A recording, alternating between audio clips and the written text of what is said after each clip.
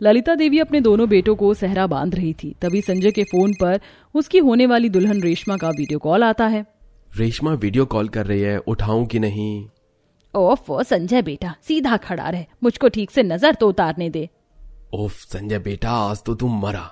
माँ को नजर उतारने की पड़ी है और रेशमा का वीडियो कॉल नहीं उठाया तो मेरा बहुत उतार देगी। ललिता देवी आज अपने दोनों बेटों संजय और माधव की शादी करने जा रही थी, जिसमें बड़े बेटे माधव की अरेंज मैरिज थी जबकि छोटे बेटे की लव मैरिज रेशमा से होनी तय हुई थी। कुछ देर में धूमधाम से बारात लेकर ललिता देवी बैंक्वेट हॉल में पहुंच जाती है, जहां कोमल रेशमा दुल्हन के जोड़े में मंडप में बैठी थी। कोमल ने लंबा घूंघट डाला हुआ था जबकि मॉडर्न रेशमा ने बहुत ही ओवर शादी का मेकअप करवाया हुआ था। उसका चेहरा बहुत चमक रहा होता है। ओह माय गॉश, दूल्हे की ड्रेस में संजय कितना स्मार्ट लग रहा है, जस्ट लुकिंग लाइक वाओ। अभी ललिता देवी मंडप के दूर से घूरती हुई बोलती है, बोलो भला, शादी में इतना भारी भरकम मेकअप कौन करवाता है? ऐसा लग रहा है छोटी बहू ने दीवार का चूना ही पोत लिया हो। आजकल की लड़कियों को मेकअप करने के सिवा कुछ नजर ही नहीं आता है। असल में ललिता देवी पुराने विचार वाली थी और शुरू में इस लव मैरिज के खिलाफ थी, लेकिन फिर बेटी की खुशी को देखकर हाँ कर दिया। विधि विधान के साथ शादी हो जाती है और रेशमा कोमल देवरानी जेठानी बनकर ससुराल में कदम रखती हैं, जहाँ सगे संबंधी और नाते रिश्तेदार वाले सब कोई शादी में आए हुए थे। दोनों के सामने 2 कलश रखकर सास ने कहा, चलो अब तुम दोनों देवरानी जेठानी इस अक्षत कलश को दायां पैर लगाकर भीतर आ जाओ। ओके सासू माँ।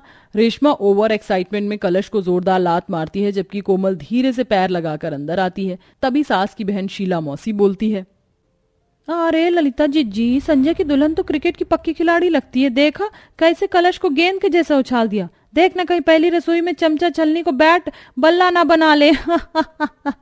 शीला मौसी की बात से लव मैरिज करके आए देवरानी का मुंह गोल गप्पे सा बन गया था। ये रिश्तेदार भी ना आग में घी डालने का काम बड़े अच्छे से कर लेते हैं, स्पेशली सास की बहनें तो कुछ ज्यादा ही। ससुराल के दहलीज पर खड़ी रेशमा गुस्से में बुदबुदा रही थी, तभी सास कहती है, कोमल बहू, रेशमा बहू, आज से तुम दोनों इसी घराने की बहू हो। ससुराल संभालना बहुत बड़ी जिम्मेदारी होती है। मुझे उम्मीद है कि तुम दोनों एक बेहतर देवरानी जेठानी बनकर दिखाओगी। कल तुम दोनों की पहली रसोई की रस्म है, जिसके बाद ये अभी तय हो जाएगा कि इस घर की जिम्मेदारियां और ससुराल की चाबियां किसे मिलेंगी। तुम दोनों में से जो भी पहली रसोई के साथ मेरा दिल जीत लेगी, इस घर की चाबी और खानदानी हीरो का हार भी उसका होगा। हीरो वाले हार मिलने की बात सुनकर दोनों देवरानी जेठानी के कान खुल जाते हैं, लेकिन रेशमा अपनी जेठानी कोमल से कहीं ज्यादा चंट थी, इसलिए वह अंदर ही अंदर शैतानी खिचड़ी पकाने लगती है। कुछ भी हो जाए, चाबियों का गुच्छा और वो हीरो का हार तो मेरा ही होगा। माँ जी को मुझसे कितनी ज्यादा उम्मीद है। मैं इस घर की बड़ी बहू बनने के हर कर्तव्य और धर्म को पूरे दिल से निभाऊंगी। तभी ससुर जी बनवारी बोलते हैं, भाग्यवान, रात काफी ज्यादा हो चुकी है। सब शादी में बहुत ज्यादा थक चुके हैं। चलो अब सो जाते हैं। वैसे भी कल दोनों बहुओं की और भी रस्में होनी है। हाँ माधव के बापूजी, जाओ बहुओं तुम दोनों। देवरानी जेठानी फिलहाल आराम करो और कल टाइम से उठ जाना। जी माँ जी। दोनों देवरानी जेठानी अपने अपने पतियों के साथ कमरे में चली जाती हैं। ससुराल के पहले दिन कोमल जल्दी सुबह के 3-4 बजे ही उठ जाती है, जबकि देवरानी पैर पसारकर खराटे मारकर सोई पड़ी होती है। 4 बजने वाले हैं, अभी से काम शुरू करूंगी तो जाकर 6-7 बजे तक पूरा होगा। कोमल जल्दी जल्दी झाड़ू लगाती है और फिर बर्तन मांजने लगती है। बर्तनों के खड़कने की आवाज से सास जाग जाती है। अरे बड़ी बहू, तू अकेले बर्तन क्यों मांज रही है? तेरी देवरानी कहाँ है? अगर सासू माँ को पता लग गया कि देवरानी अब तक सो रही है तो रेशमा को बात न सुननी पड़े। सासू माँ, देवरानी उठ गई है, वो कमरे में झाड़ू मार रही है। अच्छा चल ठीक है बहू, मैं टहल कर आती हूँ। इतना सारा काम काज जेठानी अकेले निपटाती है, तब जाकर आलसी देवरानी बार बार अलार्म बंद करने के बाद 7-8 बजे ही मुश्किल से जागती है। रेशमा जल्दी से उठ जाओ, आज तुम्हारी पहली रसोई है। अगर माँ ने तुम्हें इतनी देर तक सोते देख लिया ना तो रिमांड ले लेंगी। क्या है संजय, सोने दो ना। रेशमा उठो, माँ आएगी तो गजब हो जाएगा। क्यों, तुम्हारी माँ क्या मुझे तोप से उड़ा देंगी? तभी एकदम से उसे सास की बात याद आती है और वह जल्दी से उठकर नहा धोकर तैयार हो जाती है और शीशा देखते हुए लालच से कहती है, हाय मेरा हीरो का हार कब मिलेगा मुझे? कब मैं उसे अपने गले में पहनूंगी और कितनी सुंदर लगूंगी मैं जब चाबियों का गुच्छा मेरी कमर पर लटकेगा। इतने में सास देवरानी को पुकारती है, छोटी दुल्हन, ओ छोटी दुल्हन, कहाँ रह गई? जल्दी आओ, चूल्हा पूजना है। जी आई सासू माँ। चल रेशमा, ख्वाबों की दुनिया से बाहर निकल जा। रेशमा जल्दी से रसोई घर में पहुंच जाती है और मुस्कुराकर मक्खन लगाती हुई सास के पांव छूती है। जी प्रणाम माँ जी, बता दीजिए मुझको पहली रसोई में क्या क्या बनाना है। रेशमा बहू, तूने पूजा पाठ कर लिया, मंदिर में दिया जलाया था? हाय फंस गई, क्या बोलूं, सच बोलूंगी तो अच्छी बहू बनने का नंबर कट जाएगा, झूठ बोल देती हूँ। जी बिल्कुल सासू माँ, मैंने तो 5 बजे ही पूजा कर लिया था। ये सुनकर जेठानी कोमल मन में बोलती है, ये देवरानी तो बड़ी तेज फिल्म है, कैसे सफेद झूठ बोल रही है, पिछले 2 घंटे से तो चेहरा ही चमका रही थी। अच्छा चलो, अब तुम दोनों देवरानी जेठानी सबसे पहले कुछ मीठा बनाकर चूल्हा पूजन कर दो, फिर बाकी का खाना तैयार करना। जी मम्मी जी। देवरानी फुर्ती से गैस की तरफ बढ़ने लगती है, तभी सास ललिता टोकती है, अरे ओ रेशमा बहू, वहां गैस चूल्हे के पास क्यों जा रही है? खाना इस पर नहीं बनना है। यहाँ नहीं बनना है तो कहाँ बनना है सासू माँ? चलो दोनों मेरे साथ।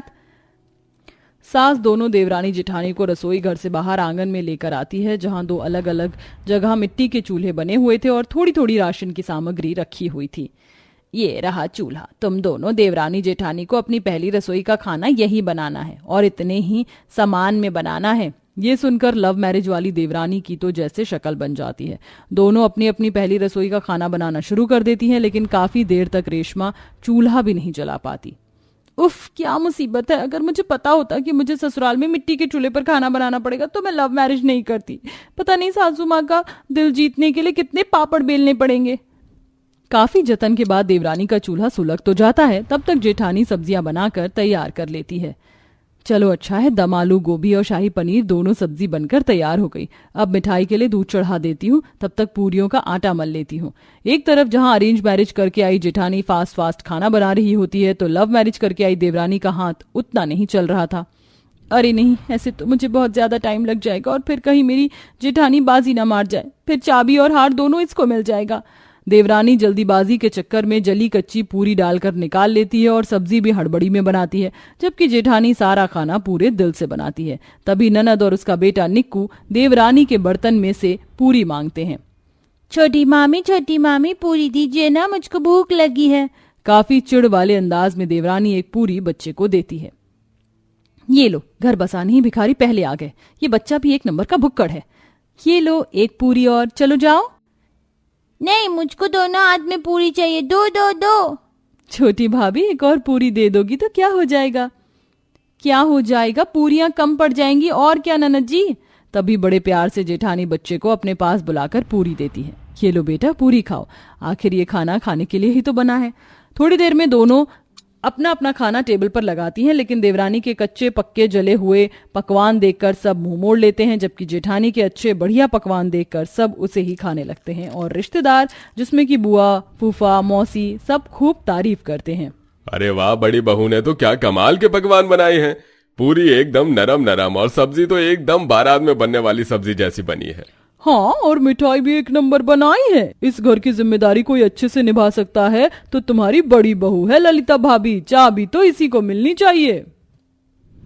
यह सुनकर देवरानी चिढ़ पड़ती है और बोलती है, क्यों बुआ जी, मैंने भी तो इतनी मेहनत से पकवान बनाए हैं, लेकिन आप लोग सारा क्रेडिट मेरी इस जेठानी को दे रहे हैं, क्योंकि उसकी अरेंज मैरिज है और मैं लव मैरिज करके आई हूँ, इसीलिए ना। बिल्कुल नहीं छोटी बहू, बात अरेंज मैरिज या लव मैरिज की नहीं है, बल्कि परिवार को साथ लेकर चलने की है और एक अच्छी गृहिणी बनने की है। एक बहू केवल घर की बहू नहीं बल्कि गृहिणी भी होती है, जिसमें सब्र संतोष होना भी बहुत जरूरी होता है, जो कि तुम में बिल्कुल भी नहीं है। तुमने ससुराल के पहले दिन में भी बहू होने के धर्म को अच्छे से नहीं निभाया। सबसे पहले तुम देर से उठी, तुमने पूजा पाठ भी नहीं किया, झूठ बोला और पहली रसोई के पकवान बनाते वक्त भी तुम्हारे परिवार की खुशियों से ज्यादा हीरो के हार की लालच था, इसलिए तुमने जले पकवान बना दिए, जबकि तुम्हारी जेठानी ने परिवार की खुशियों का ख्याल पहले किया। इसीलिए सही मायने में वही इन जिम्मेदारियों की हकदार है। ये कहते हुए सास चाबी और हीरो का हार पहले रसोई के बदले में जेठानी को नेग में दे देती है और चाहकर भी रेशमा कुछ नहीं बोल पाती। आशा करते हैं आपको ये कहानी पसंद आई होगी। वैसे आपके हिसाब से लव मैरिज बेस्ट है या अरेंज मैरिज? कमेंट में जरूर बताएं।